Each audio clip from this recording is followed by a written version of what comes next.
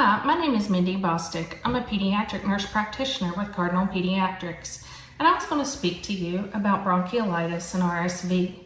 Bronchiolitis is a lower respiratory tract infection caused by an RSV virus. RSV is a virus that often comes around every year, the seasons being from November to April, but we often see it way more common from January, February, and March.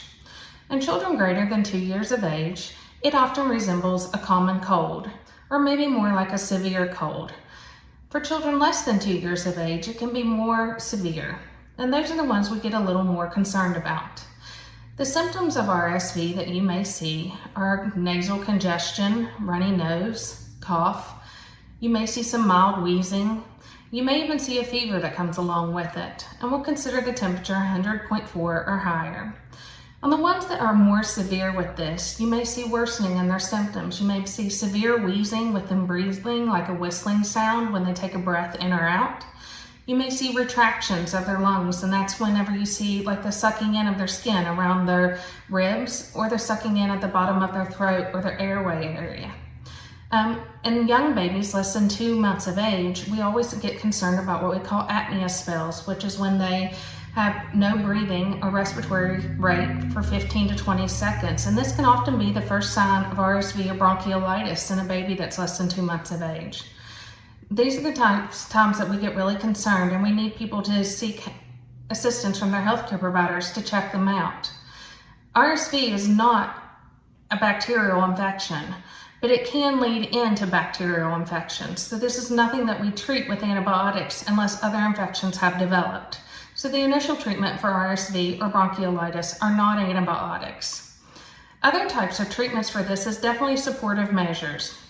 The best way is keeping your child well hydrated, because you may see a decrease in appetite with all the congestion.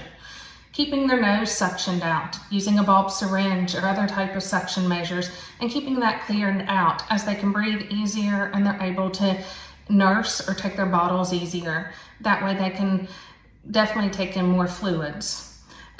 Removing any type of excess secretions in any way, whether it's suctioning out their mouth, keeping their nose clean, anything like that definitely helps.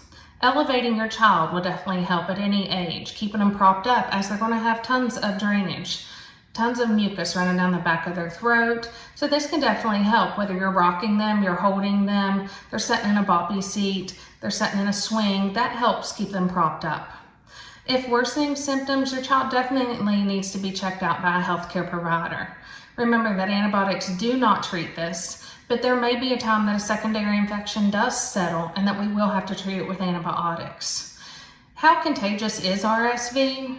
It is definitely spread by droplets that are airborne or spread on surfaces.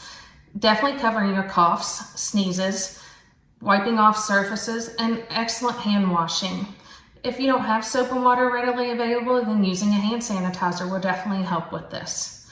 But during these times, we definitely need to remember our hand washing, coughing into our elbows, and trying not to touch other surfaces, as this can definitely help prevent multiple spread of any type of viruses.